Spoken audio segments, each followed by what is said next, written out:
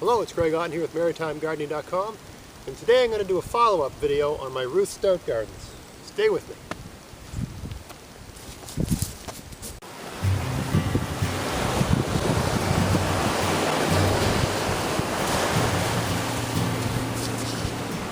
Well, hello, I'm here by the sea. Good morning, it's April 3rd here in beautiful spring Nova Scotia, and then today I'm going to plant some squash in my tulip garden. Hi, it's Greg Otten here with MaritimeGardening.com. I'm going to talk about garlic.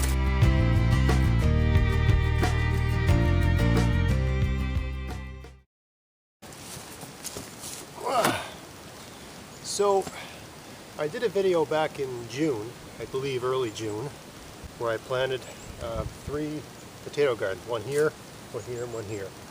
And each of them took me about, I don't know, 6 minutes to make. So in under half an hour I made 3 potato gardens.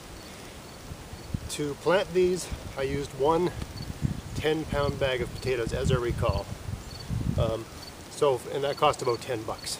So I got $10 worth of seed potatoes in here, and today I'm just going to pull one of these gardens up and see what comes out of it. As you can see, where I had the hay, there's not too much of them. I mean, eventually if I left this, of course the weeds would all come back, but I'm going to apply more hay when I'm done with these. But where I had the hay, the weeds did not come through, for the most part.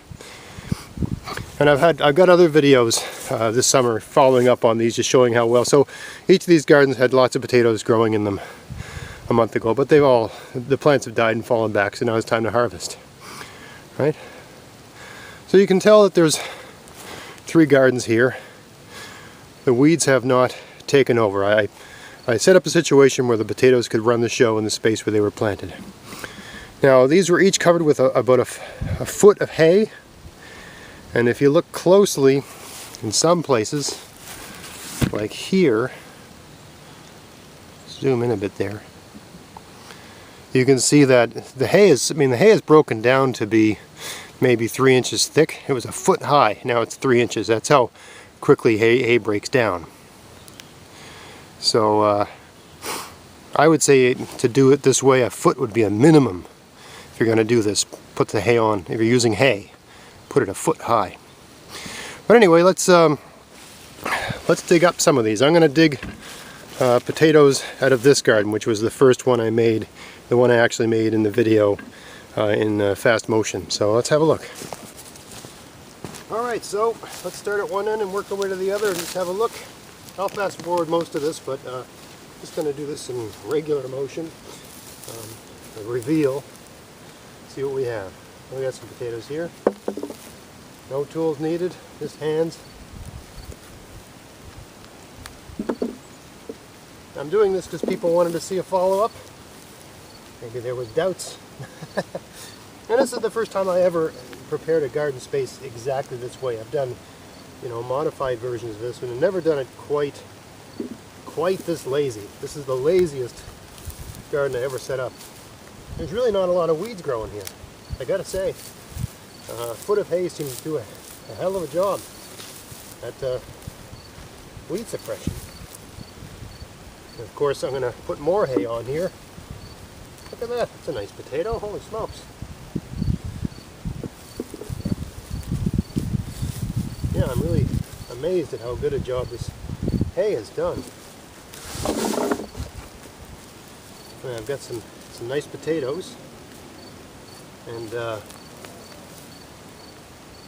but it's almost like it tilled the soil for me, right? It's no-till gardening, but I mean, this soil here looks like it's been tilled, right? I mean, this soil looked like this stuff, right? It was pure weeds, solid weeds. You can't pull these weeds out. That's how compacted this soil is. What do we got here? More. I mean, is this the greatest potato crop ever? No, I'm sure I could get greater productivity.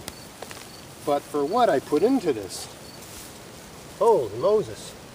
There's one I went a bit green because the Even though I had a foot of hay, it still wasn't enough in the hay. You know, if the potato's exposed to the sun, it'll turn green like that.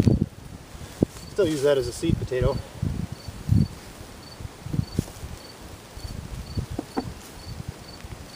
If anyone thinks this isn't a good way to grow potatoes, holy smokes. So all I've done is pull up where 3 potatoes were planted. If you look at the original footage, there's like 3 here, maybe 4. Whole potatoes, I didn't cut them. And look what's coming out. Look at this, just in this little area here. Holy smokes, man. 4 inches of horse manure, mow it down, 4 inches of horse manure, and Bob's your uncle. Look at that. Thank you, Ruth Stout.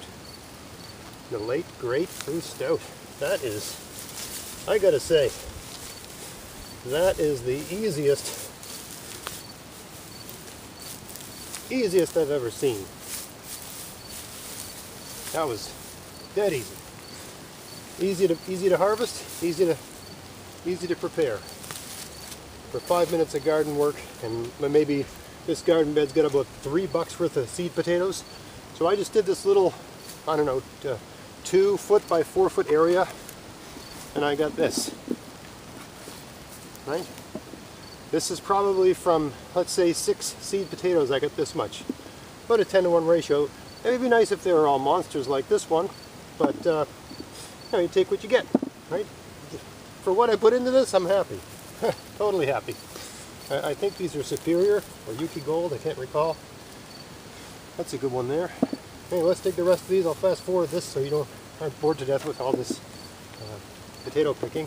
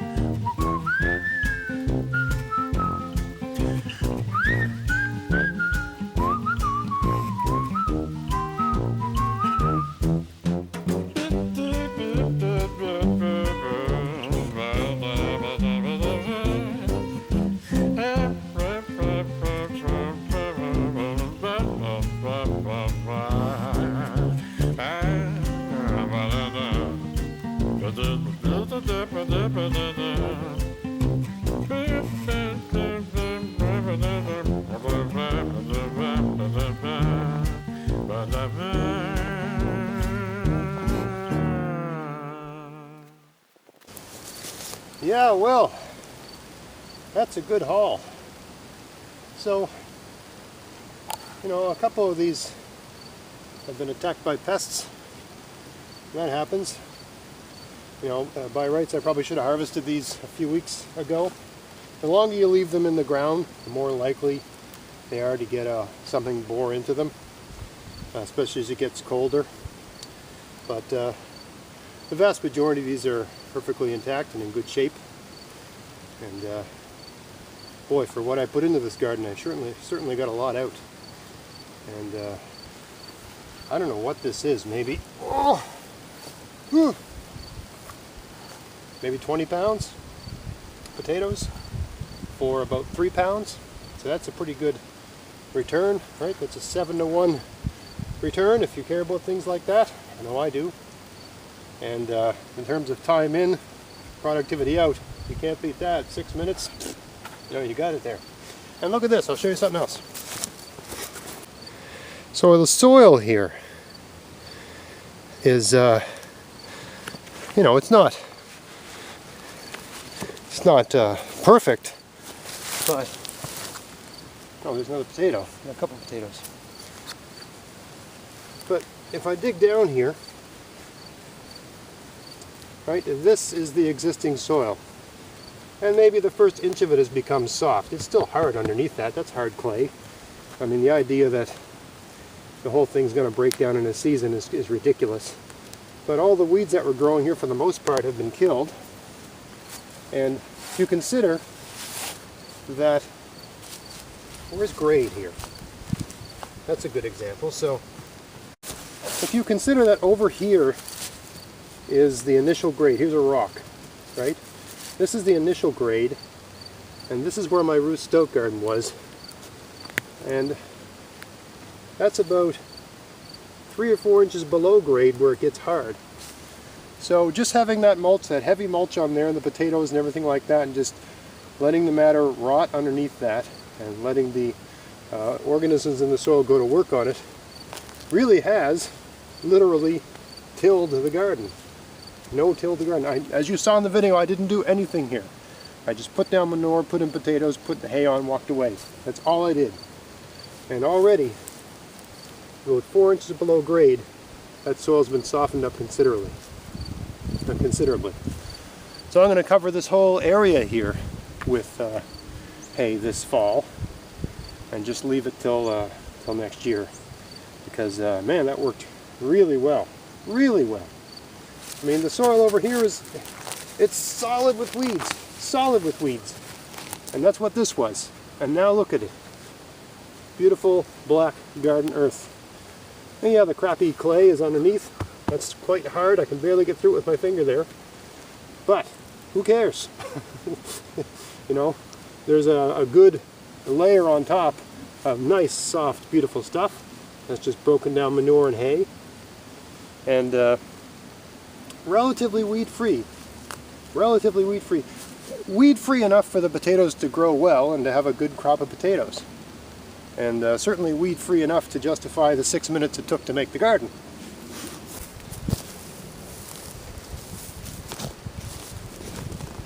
So, there you have it. Ruth Stout garden, total success. Got lots of nice potatoes here. I got a lot of potatoes. So I got to take all of these now and lay them out on some cardboard and let them dry out. And then I'll store them in cardboard boxes for the winter. Probably do a video to show how I do that. You examine them, and the ones that look like they're perfectly intact, you keep those. And the ones that have been attacked, like this one, it's got a bit of a hole, you cut that part away and you eat those right away. Because you can't put those in with your stored potatoes. They're going to compromise the whole bunch. Here's another one. This one's, man, something was gnawing on that. So that's out of there. We probably have some moles in here. Or, I don't know what did that, but it doesn't matter. Whatever did that, it didn't do it to all of them. So there you have it. The Ruth Stout garden. If you didn't believe Ruth, believe me, it works. It works great. It's totally worth the time. If you have an area, wow, the mosquitoes are insane today. I can't believe this is August. This is October. It's almost the middle of October. It's the first week of October, and I'm in a swarm of mosquitoes. It's not typical for this part of the world. It's usually cold here. I'm wearing these gloves to keep my hands clean, not to keep them warm. Normally I'd need gloves to stay warm. Anyway, if you have a part of your property and you'd like to expand your garden, but you're like, well, I don't have the time, or it's too much work, or whatever. Expand your garden this way, right? Either this fall or next spring. Just put a bunch of manure down, put some potatoes down, and put a bunch of. If you can get a source of spoiled hay, which you can usually pick up just about any horse stable, because they just throw it out in the compost pile or the manure pile. Do that. Potato garden will till your soil for you. That's basically what's happened here, and in the process, giving me potatoes. So, in a very passive way, I achieved two things. I got soil ready. I can plant anything I want here next year. Right? So I got the soil ready, and I got food, a lot of food. So, total success. And I expect the same thing in these other gardens. So, I hope that was useful and maybe gives you some ideas for next year. If you like this content, subscribe to my YouTube channel. Like me on Maritime Gardening on Facebook, and check out my podcast, maritimegardening.com. Until next time, get out there, get at it, and have fun in your garden. Thanks for watching.